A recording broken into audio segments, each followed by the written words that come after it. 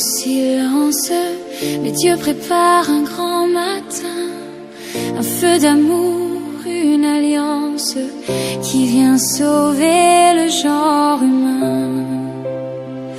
Dans la nuit brille l'espérance, un doux éclat venu des cieux. Jésus s'annonce en sa naissance, lumière du monde, ton précieux.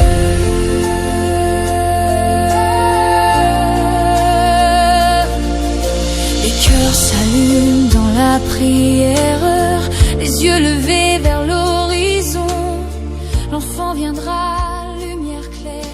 Le Seigneur soit avec vous. Évangile de Jésus-Christ selon saint Matthieu. Au 4e chapitre, du 12e au 23e verset. Quand Jésus apprit l'arrestation de Jean-Baptiste, il se retira en Galilée. Il quitta Nazareth et vint habiter à Capharnaüm, ville située au bord du lac, dans les territoires de Zabulon et de Nephtali. Ainsi s'accomplit ce que le Seigneur avait dit par le prophète Isaïe. Pays de Zabulon et pays de Nephtali, route de la mer et pays au-delà du Jourdain. Galilée, toi le carrefour des païens, le peuple qui habitait dans les ténèbres a vu s'élever une grande lumière. Sur ceux qui habitaient dans le pays de l'ombre et de la mort, une lumière s'élevait. À partir de ce moment, Jésus se mit à proclamer « Convertissez-vous, car le royaume des cieux est tout proche. » Comme il marchait au bord du lac de Galilée, il vit deux frères, Simon appelé Pierre et son frère André, qui jetaient leurs filets dans le lac, c'étaient des pêcheurs. Jésus leur dit, « Venez derrière moi, et je vous ferai pêcheurs d'hommes. » Aussitôt, laissant leurs filets, ils le suivirent. Plus loin, il vit deux autres frères, Jacques, fils de Zébédée, et son frère Jean, qui étaient dans leur barque avec leur père, en train de préparer leurs filets. Il les appela. Aussitôt, laissant leur barque et leur père, ils le suivirent. Jésus, parcourant toute la Galilée, enseignait dans leur synagogue, proclamait la bonne nouvelle du royaume, guérissait toute maladie et toute infirmité dans le peuple.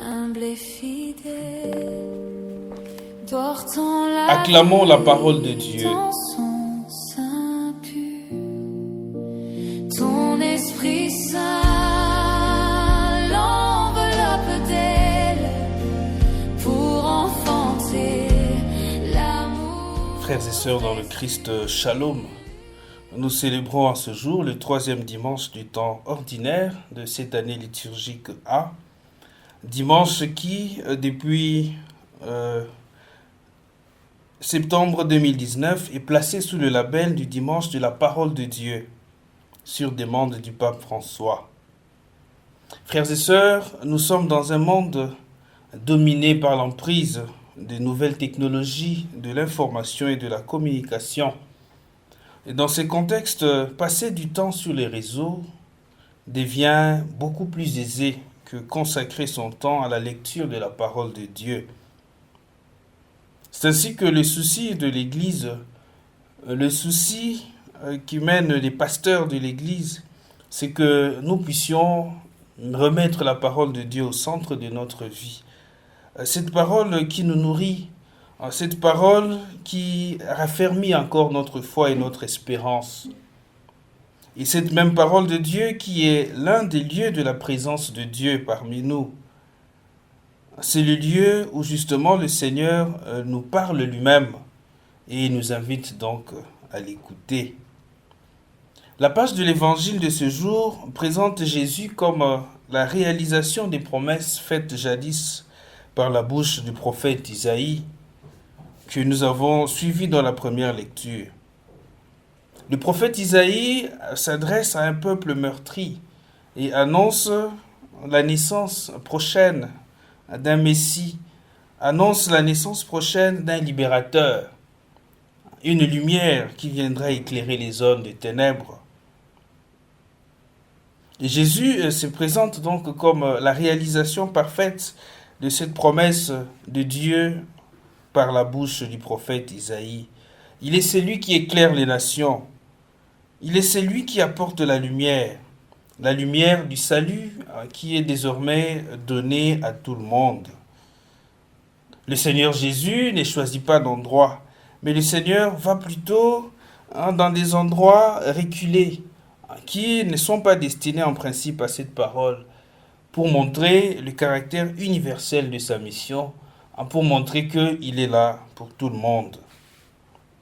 Eh bien, au début de son ministère, le Seigneur Jésus, après s'être retiré du monde pour parler à son Père dans l'intimité, dans un lieu désert, et apprenant l'arrestation de Jean le Baptiste, Jésus prend place. Jésus commence sa prédication. Jésus commence son ministère. Et son ministère qui est celui d'annoncer la parole de Dieu, mais aussi de guérir les maladies. Frères et sœurs, c'est la mission même de l'Église. L'Église a pour mission d'annoncer la bonne nouvelle, de continuer l'œuvre de Jésus, de guérir aussi les blessures physiques, mais aussi les blessures spirituelles. Frères et sœurs, la prédication de la parole est la mission de l'Église, mais aussi la mission de Paul, comme il le dira lui-même dans la deuxième lecture. Au lieu de plonger dans des polémiques, au lieu de passer le temps dans des discussions sur les divisions entre les personnes, l'apôtre Paul choisit plutôt d'annoncer la bonne nouvelle. Voilà ce qui est plus noble et ce qui fonde même la mission de l'Église. Frères et sœurs, le Seigneur Jésus choisit Capharnaüm. C'est le début de son ministère en Galilée. Un lieu qui est considéré comme métropole. Un lieu où cohabitent plusieurs mentalités. Un lieu où cohabitent plusieurs types de personnes. C'est donc un lieu où se mélangent plusieurs tendances. Et il faut le dire, un lieu où le paganisme bat encore son plein. Mais Jésus choisit cet endroit pour montrer la nature de sa mission. Sa mission qui est de convertir tout le monde. Sa mission qui est de n'exclure personne du salut qu'il a apporté au monde. Et bien pour réaliser cette mission, le Seigneur s'entoure des personnes. Il s'entoure des collaborateurs. Il est intéressant, frères et sœurs, de souligner que les apôtres de Jésus ne sont pas seulement des personnes à la suite de Jésus pour entendre et dire ce qu'ils ont entendu, mais ils sont surtout des collaborateurs. Ils sont surtout des coopérateurs. Ils doivent coopérer à cette mission, la mission noble d'aller à se faire missionnaire de l'Évangile. Ainsi, le Seigneur choisit les 4 premiers disciples, mais qui étaient avant tout disciples de Jean le Baptiste, des frères. Tous deux, donc 2 familles avec 2 frères, qui font un total de 4. Jacques et Jean, Simon et André. Frères et sœurs, c'est l'exemple d'une fraternité réussie. Alors que avec Caïn et Abel, nous avons une fraternité qui a échoué. Et le Seigneur veut nous montrer cette fraternité qui réussit et cette fraternité au service de l'Évangile. Cette fraternité, communion, où règne la communion de personnes pour les plus grands biens de l'Église. C'était des pécheurs. Donc le Seigneur voudrait qu'ils deviennent des pécheurs d'hommes. C'est-à-dire des personnes qui attirent à lui des personnes, d'autres personnes. Ceux qui savent appeler les autres au Christ. Ceux qui savent tirer par leur comportement les autres à Dieu. Mais à l'appel du Seigneur, frères et sœurs, les frères répondent sans réserve. Ils se mettent directement à la suite du Seigneur, alors qu'ils ne les connaissaient pas encore. Mais ils se mettent tout de même à la suite du Seigneur, laissant derrière eux père, famille, femme, terre. Ils s'engagent donc, on va dire, pour des plus grandes choses. Quand le Seigneur nous appelle, il nous donne lui-même cette capacité de laisser certaines choses pour aller vers des plus grandes choses. Donc les frères Simon et André, Jacques et Jean ont laissé certainement des choses, mais ils se sont engagés pour des plus grandes choses. Ils ont, il faut le dire, répondu à la voix du Seigneur.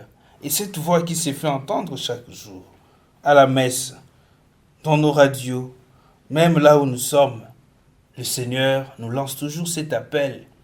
Mais il nous demande de répondre favorablement à cet appel. Alors sommes-nous prêts à faire comme les apôtres? Sommes-nous prêts à laisser aussi ce que nous faisons derrière nous? Peut-être devrions-nous abandonner nos vieilles habitudes. Peut-être devrions-nous abandonner nos vieux habits, nos péchés d'avant, nos péchés mignons, pour se lancer dans une nouvelle vie avec le Christ. Voilà le défi que nous avons aujourd'hui comme chrétiens. Le défi de quitter. Il faut quitter, apprendre à quitter pour aller vers des plus grandes choses.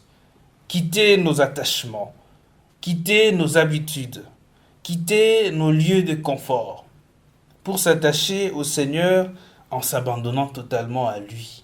C'est un grand défi et que nous ne pouvons réaliser que grâce à l'assistance de l'Esprit Saint.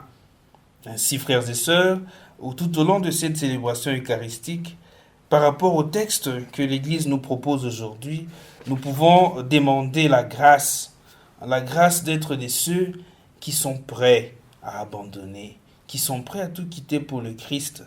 Prions pour que la parole de Dieu que nous écoutons nous transforme et nous illumine, pour que les divisions, les partisaneries et les partis pris ne caractérisent pas notre vie, mais que nous soyons plutôt de ceux qui amènent tout le monde sans distinction à Dieu, de ceux qui savent attirer les autres par le témoignage de leur vie, de ceux qui se considèrent comme frères et sœurs appartenant à une même Église, à un même Père et ayant un seul et même Seigneur Jésus-Christ.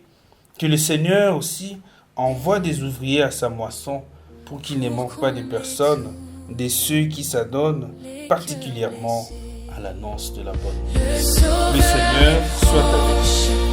Réjouis-toi, ouvre ton cœur à sa sainte loi, chante avec foi, célèbre ton roi, le Sauveur est proche, réjouis-toi, quand il viendra dans sa puissance.